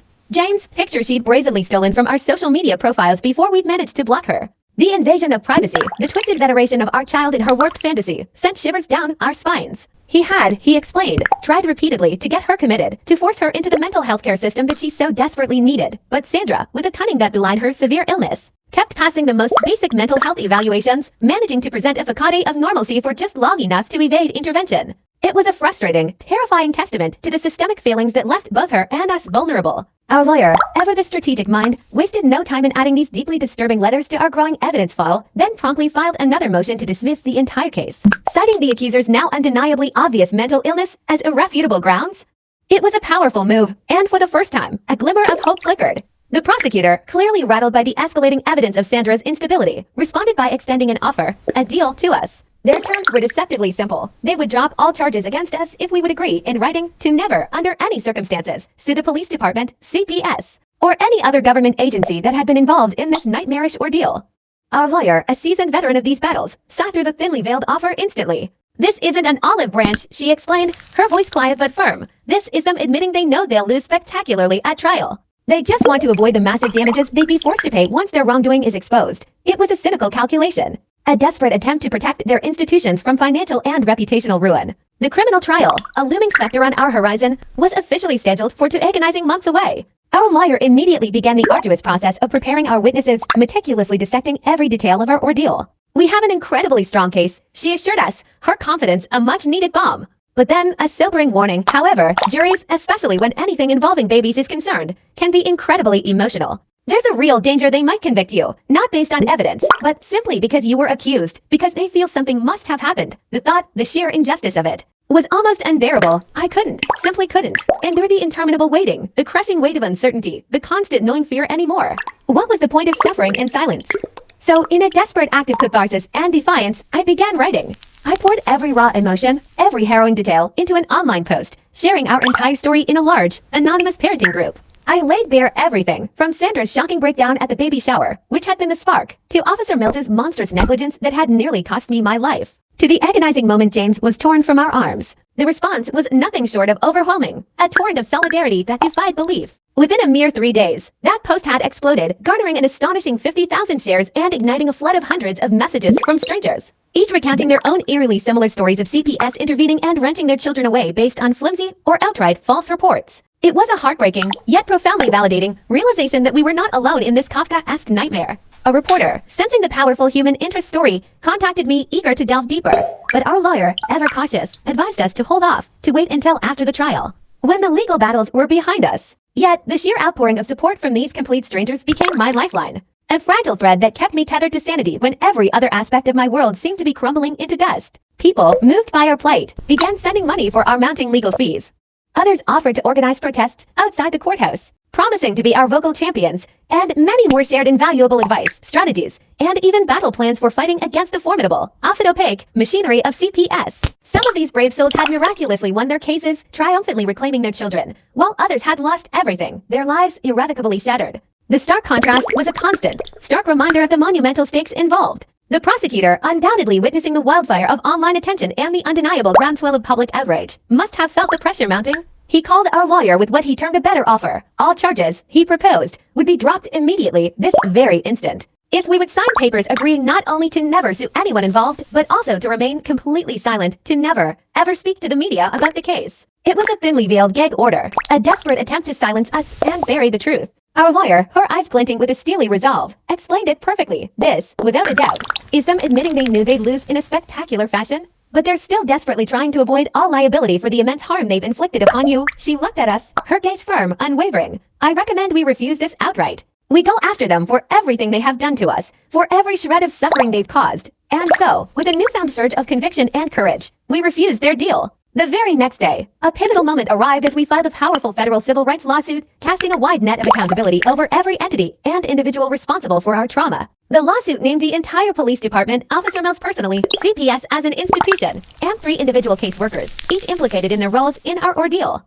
We weren't just seeking justice, we were demanding it, asking for a staggering $10 million in damages. This wasn't merely about money, it was about holding them accountable for the egregious illegal arrest that had shattered our peace. The unforgivable denial of critical medical care that had nearly cost me my life, the brutal, forced separation from our precious newborn, and the relentless, ongoing harassment that had terrorized our family. The city attorney, predictably, moved with lightning speed, filing to dismiss our lawsuit within mere hours, brazenly invoking the shield of government immunity to protect everyone involved. But our lawyer, having anticipated this tired legal maneuver, merely offered a wry smile. She had, she assured us, already meticulously prepared a robust response. One that would unequivocally demonstrate that government immunity simply does not apply when officials knowingly violate fundamental constitutional rights. It was a crucial distinction, a legal Achilles heel they had overlooked. Then, just when we thought we had seen every twist and turn, everything changed, dramatically and irrevocably, with a single phone call. A NICU nurse named Sarah contacted our lawyer, her voice laced with a quiet, yet unwavering, determination. She had been fired a mere 2 weeks after James was born, officially for insubordination, but the true, unspoken reason, she confided, was her unwavering support for us. What she revealed next sent a jolt through us. She possessed secret recordings on her phone, audio captured during the terrifying emergency in the NICU when Officer Mills, with chilling indifference, had deliberately delayed my life-saving surgery. Sarah had begun recording, she explained. The moment a sickening realization dawned on her, Mills was, without a doubt, intentionally letting me bleed out. On the recording, crystal clear and utterly damning, he could be heard casually remarking to Officer Lee that he knew the trafficking charges were entirely fabricated. But they had no choice but to follow through since they had already arrested us. His reasoning was cold, calculated, and utterly devoid of humanity. Once the process had begun, he declared, they couldn't possibly back down without looking stupid and opening themselves up to lawsuits. And then, in a moment of pure, unadulterated evil, the recording captured him laughing, a chilling, derisive chuckle about how we would never see our baby grow up. The next morning, the air in the prosecutor's office was thick with tension as our lawyer played the recording. I sat there, a silent witness, my eyes fixed on the prosecutor's face, watching its gradual, horrifying transformation, from an initial, confident smirk to a stark, bloodless pallor, and finally, to a look of utter, crushing defeat. His hands, I noticed, trembled slightly. He kept stopping the playback, rewinding and replaying specific parts, especially that segment where Mills's callous laughter echoed. That despicable moment where he admitted he knew the trafficking charges were entirely fake from the very beginning, and joked about us never seeing our son grow up. His composure completely shattered. The prosecutor's hands were shaking visibly as he picked up his phone, dialing the state attorney general's office with a grim determination. He reported, in stark, unequivocal terms, the horrifying police misconduct and blatant evidence tampering that had just been laid bare. Within a mere 2 hours, federal agents, a formidable presence, descended upon the police station and arrested Officer Mills right at his desk, in front of everyone, a public, undeniable spectacle of justice finally being served. Officer Lee, witnessing Mills being led away in handcuffs, a visible panic seizing him, immediately sought a deal through his union lawyer. He arrived at the prosecutor's office that very afternoon and spent 3 grueling hours giving a sworn, detailed statement about how Mills had relentlessly pressured him to go along with the false arrest. Despite both of them knowing full well that Sandra's initial report made no rational sense whatsoever, Lee admitted, under oath, that Mills had deliberately altered the official police report after the fact, adding fictitious details that had never been present in Sandra's original, erotic complaint. Furthermore, Lee confessed Mills had explicitly threatened to ruin his career, to utterly destroy his professional future, if he didn't wholeheartedly back up the fabricated story. With Lee's damning testimony, the prosecutor acted decisively. That same day, he officially dropped all charges against us, doing so with prejudice. This crucial legal term meant that they could never, under any circumstances, charge us again for anything related to this horrific case. Our exoneration was complete and irreversible. The judge, clearly enraged by the flagrant abuses of power, signed the order immediately and, in an extraordinary move, added a scathing, blistering comment to the permanent court record, condemning the egregious prosecutorial misconduct and rampant police corruption. He then issued a directive ordering CPS 2. The demand was for James to be returned immediately, but the caseworker, with a frustratingly detached demeanor, stated they required another 30 days. 30 more days! This was to process paperwork, conduct home visits, and complete background checks, an infuriating bureaucratic hurdle. Especially considering we had already diligently passed every single requirement months ago, painstakingly providing every document and opening our lives for scrutiny. Our lawyer, a whirlwind of focused determination, didn't hesitate. She filed an emergency motion right there in the courthouse. The judge, clearly sensing the gravity of the situation and the egregious overreach, then summoned the CPS leadership into his private chambers. What transpired behind those imposing, thick oak doors was an event the bailiff, a man who had seen countless dramas unfold in that very courthouse, later described to us as the loudest, most furious screaming match he had ever heard. Talk about a classic, undeniable domino effect. It was almost unbelievable how swiftly justice could move when spurred by undeniable evidence. A single nurse, discreetly recording a phone call, had, in essence, just brought down an entire corrupt system, dismantling its defenses and exposing its rot faster than the implicated official. Mills could even utter his favorite defense, qualified immunity. The judge emerged from his chambers, his face set with a stern resolve, and, with a flourish that felt both ceremonial and intensely personal, signed an order. This decree wasn't merely a suggestion. It was an unequivocal demand. James would be returned to us by 8 p.m. That very night, should CPS fail to comply, he warned, his voice ringing with authority, he would hold the entire department in contempt of court and, without hesitation, begin jailing supervisors. At precisely 7:45 p.m., just 15 minutes before the judge's stringent deadline, the foster mom pulled up to our house. She carried James, along with 2 rather forlorn-looking garbage bags filled with his clothes and toys, a stark, unsettling representation of his temporary life away from us. In her other hand, she clutched a thick folder brimming with medical records from his 5 months in foster care, a detailed chronicle of his life during our separation. Her eyes were red-rimmed and swollen. Tears streamed down her face as she gently handed him to me. Her voice, thick with emotion, cracked as she confessed she had grown to deeply love him. Yet, she added, she always knew, deep down, that he rightfully belonged with his real parents. She offered a heartfelt apology for everything we had been through, for the pain and uncertainty she, however innocently, had been a part of. James, still only 5 months old, was utterly bewildered. He had no idea who we were. When I, overwhelmed with a desperate need to reconnect, tried to kiss him, he instinctively turned his face away. As the foster mom, still visibly distressed, turned to leave, he reached his tiny arms back toward her, a silent, heartbreaking plea for the familiar comfort he had known for nearly half his life. That entire first night, I couldn't bear to let him out of my sight. I simply sat on the floor in his nursery, holding him close while he slept, a profound fear gripping my heart that if I put him down, he might simply disappear again, a cruel phantom of a memory. I clung to the tangible reality of him, feeling the precious weight of his small body in my arms, inhaling the sweet, clean scent of his baby hair, desperately trying to memorize every single detail of his innocent, sleeping face. My husband, equally undone by the day's events and the profound emotional chasm we faced, sat silently on the floor beside the rocking chair, his hand a comforting anchor on my knee. Both of us wept, tears flowing silently, as James slept soundly between us, finally irrevocably home. Yet, in that moment, we felt like utter strangers to our own beloved son. Only 3 days later, at 2 a.m., our fragile peace was shattered. We awoke to a terrifying, insistent pounding on the front door, a sound that immediately sent shivers down our spines. Peeking through the curtains, we saw Sandra, her face contorted with rage, frantically trying to break in with a crowbar, screaming hysterically that we had stolen her baby and she was taking him back. My husband, his voice steady despite the adrenaline coursing through him, immediately called 911. I, meanwhile, snatched James from his crib, clutching him tightly, and locked us both in the bathroom, huddling in the dark. From there, we could hear the horrifying sounds of Sandra smashing windows, the terrifying shriek of glass shattering, punctuated by her increasingly frantic screams about how James Patrick was the name of her dead baby and we had absolutely no right to use it. When the police finally arrived, they found her in our backyard, a grotesque scene unfolding as she attempted to climb through the nursery window, her hands and face covered in blood from the broken glass. Even as they put her in handcuffs, her screams about her baby continued, a chilling, persistent echo of her profound delusion. The officers, witnessing her complete and undeniable break from reality, took her directly to the psychiatric hospital for involuntary commitment. The very next morning, her husband called us, his voice broken with sobs.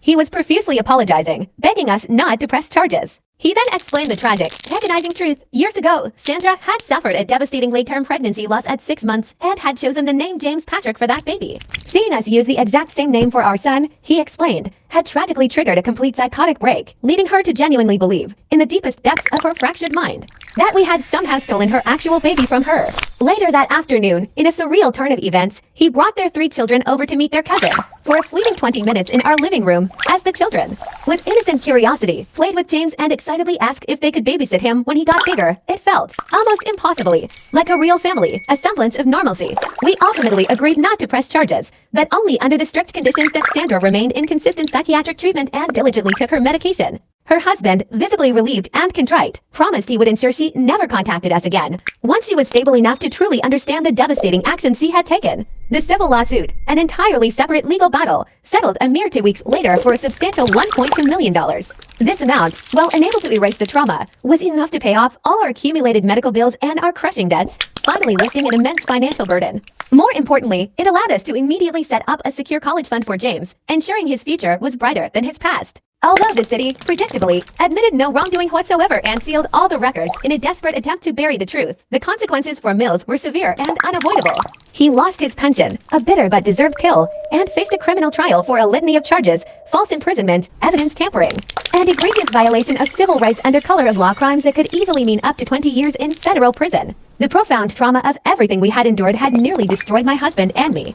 To heal, we began couples therapy, a vital lifeline. He, consumed by guilt, blamed himself for not protecting us better, for allowing such horror to befall our family. I, in turn, found myself inexplicably unable to forgive him for being arrested, for being taken away and leaving me utterly alone with a newborn, even though, intellectually, I knew it wasn't his fault, that he had been a victim to. Our therapist, with gentle wisdom, helped us both understand that we had indeed both been victims, caught in a maelstrom of circumstances largely beyond our control, and that neither of us could have possibly prevented what had happened. Slowly, painstakingly, we began the arduous journey of learning to trust each other again, to mend the fractured bonds, instead of perpetually waiting, with bated breath, for the next disaster to strike. Once he was truly home, James, with the incredible resilience of a child, started catching up on his developmental milestones at a remarkable pace. He was rolling over, sitting up unassisted, and babbling constantly, a cascade of happy, nonsensical sounds. Yet, for weeks, a subtle, heartbreaking distance remained. He still didn't recognize us, his birth parents, as his own. Then, one miraculous morning, when I went to gently lift him from his crib, he reached his tiny arms up toward me, his eyes wide and bright, and, with astonishing clarity, said, "Mama." It was as clear as day, a sound that pierced through all the pain and uncertainty, a balm to my aching soul. I sank onto his bedroom floor right there, overwhelmed with a profound wave of relief and love, and cried for a full hour while he, oblivious to my terrors, happily played with his toys, repeating that precious word over and over again, cementing its truth with every utterance. 8 months later, Mills was convicted. The judge sentenced him to 18 months in federal prison, a sentence that, to us, felt woefully inadequate, a mere slap on the wrist for the immense, lasting damage he had inflicted. But seeing him in handcuffs, clad in that dehumanizing orange jumpsuit, did provide us with a measure of peace, a visual confirmation that, finally, justice had, however imperfectly, been served. The hospital, in a gesture that touched us deeply, invited us to a ceremony where they announced significant new policies, specifically addressing police interference in medical care. They proudly dubbed it James Law, a lasting tribute to our son's ordeal. This new protocol specifically required officers to defer to medical staff during emergencies, recognizing their expertise, and, crucially, made it a felony to delay life-saving treatment due to bureaucratic or punitive actions. A year after James's return, we celebrated his 2nd birthday in our backyard. We carefully set up his high chair with a small, brightly decorated cake, while my husband, a picture of contented normalcy, grilled burgers for the few family members who, despite everything, still chose to talk to us. As I helped arrange the food, the mailman approached, handing me a card. The return address was that of Sandra's treatment facility. Inside, scrawled in shaky, perhaps still fragile, handwriting, were 3 simple yet profound words. I'm so sorry. It was the first real, unprompted apology we had ever received from her. A testament to her healing, James, utterly delighted, smeared blue frosting all over his face, his innocent joyous stark contrast to the difficult journey we had traveled. My husband's cousin snapped photos, capturing the moment of pure, unadulterated childhood happiness, while his mom chuckled, helping to clean up the sweet, sticky mess. In that moment, surrounded by family, everyone seemed to be collectively, tacitly, pretending the past year hadn't happened, striving for a fresh, untainted beginning. 2 weeks after the party, my husband came home, carrying a dusty box from his old desk because a tech. An unexpected beacon of hope emerged from the digital ether. A startup owner, deeply moved by our harrowing online chronicle, extended an offer to my husband for a senior position. This wasn't just any job, it came with a full suite of benefits. A comprehensive package designed to provide true security, and crucially, flexible hours that acknowledge the unique needs of our fragile, newly reunited family. It felt like divine intervention, a tangible response to our prayers for stability. The momentum was incredible. He started the very next Monday, a testament to the urgency and sincerity of the offer. The impact of his first paycheck was immediate and profound, a financial lifeline that covered not only our entire month's living expenses, but also provided a vital surplus. This extra, precious capital was instantly earmarked to begin the arduous process of chipping away at the crushing mountain of legal debt that had threatened to suffocate us entirely. It was more than money. It was freedom breathing. Then came another heartwarming piece of news. The brave and ICU nurse, whose quiet act of preserving that crucial recording had irrevocably altered our fate, called us. Her voice, filled with a renewed sense of purpose, carried the wonderful news that she had received her whistleblower settlement check, a substantial $80,000. But what truly resonated was her subsequent announcement. She had already enrolled in nursing school, not just to advance her career, but specifically to become a patient advocate, driven by the very injustices she had witnessed firsthand. Wasn't that a testament to the profound power of one individual's integrity and the ripple effect of genuine empathy? Our connection with her remained strong. She regularly sent us updates, every few weeks, detailing her progress in classes and, perhaps most inspiringly, sharing how our very case had become a powerful teaching tool. Our story had moved her professors to integrate entirely new curriculum into their programs, explicitly focusing on the vital importance of standing up to law enforcement overreach and protecting patient rights. Our suffering was, in a small but significant way, reshaping future medical and legal education. The magnitude of our impact continued to unfold when the state legislature, recognizing the systemic flaws exposed by our ordeal, contacted our lawyer. They requested our testimony at hearings for no less than 3 distinct bills. They were actively drafting legislation directly inspired by the devastating events that had befallen us. The call felt surreal, a somber acknowledgement that our private nightmare had become a catalyst for public good. We embarked on a forward drive to the Capitol, the journey itself a silent procession filled with a mixture of apprehension and grim determination. There, I found myself seated at a formidable, long table, a microphone positioned before me, the weight of my words suddenly amplified in the hallowed chambers. Senators, their faces a blend of solemnity and curiosity, leaned forward, asking detailed, piercing questions. They sought to understand the specifics of Dr. Mills's unforgivable delay in my surgery and the utterly baseless decision by Child Protective Services to snatch James from our arms without a shred of concrete evidence. Could there be a more profound validation of our suffering than this moment, giving voice to our pain for the betterment of countless others? Just 2 months later, an almost impossibly swift legislative victory. Those bills passed into law. They were transformative, requiring police to defer to trained medical staff during emergency situations, mandating the recording of all custody removals to ensure transparency and accountability. And most critically, establishing immediate judicial review for any emergency separations of families. These new laws were not mere bureaucratic adjustments. They were concrete safeguards, a protective bulwark against the very injustices that had nearly shattered our lives. A living legacy of our fight. 6 months into Sandra's ongoing treatment, her husband, a quiet emissary of a lingering past, brought us a thick, almost weighty envelope. Inside, we discovered a meticulously penned 10-page letter, a raw, introspective outpouring she had composed during her intensive therapy sessions. In it, she laid bare the profound, irreparable damage wrought by the loss of her own pregnancy, an emotional wound that had, in her words, broken something in her mind. She confessed that seeing us choose the name James Patrick had, in her fractured reality, led her to believe we had literally stolen the soul of her dead baby.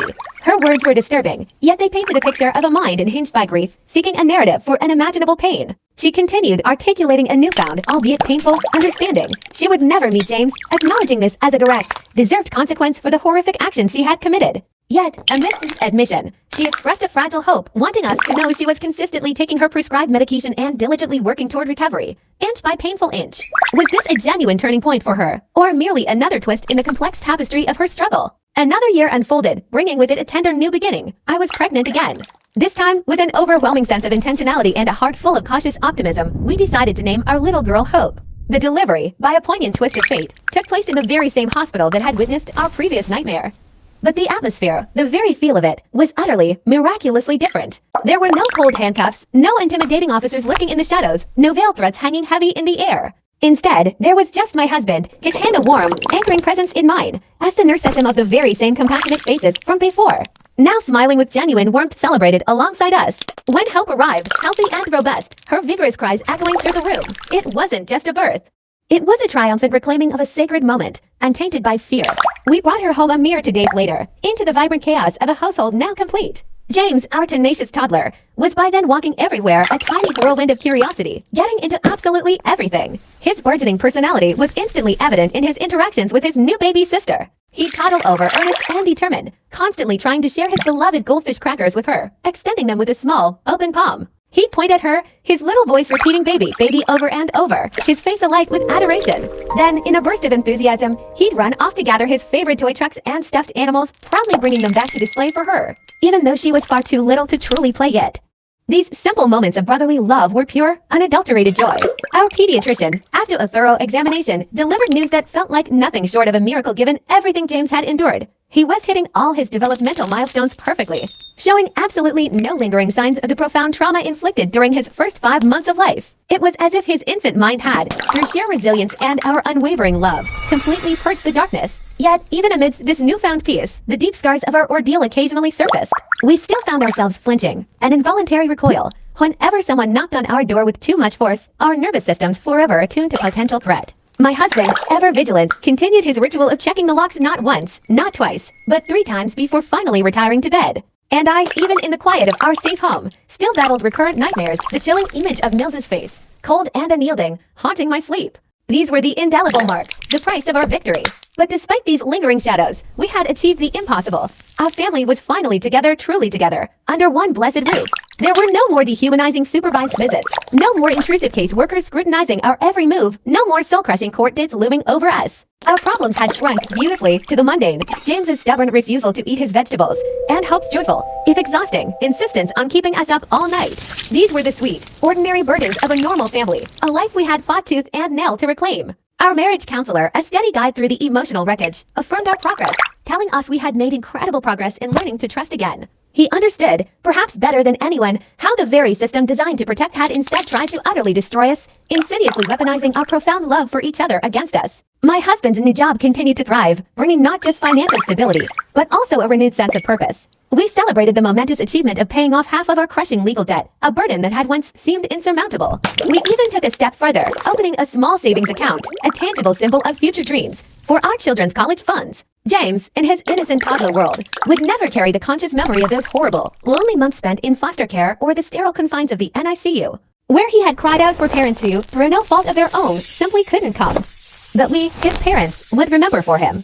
We meticulously preserved every document, every blurry photo, every single piece of evidence, safeguarding them in a sturdy box tucked away in our closet. Someday, when he was old enough, mature enough, to truly comprehend the weight of his own history, we would open that box and tell him his story. For now, though, he was simply a happy, boisterous toddler who adored his baby sister, cherished his collection of toy trucks, and was utterly oblivious to the fact that his very name, James Patrick, had almost cost us absolutely everything. Man, I can't help but wonder what's actually going through Sandra's head when she cranks out those apology letters. 3 words 1 month, 10 pages the next. Is it genuine remorse, or a desperate attempt at redemption? A fragmented mind still grasping at straws? Anyway, thanks for sticking with me through all this. Like the video. It helps more than you think.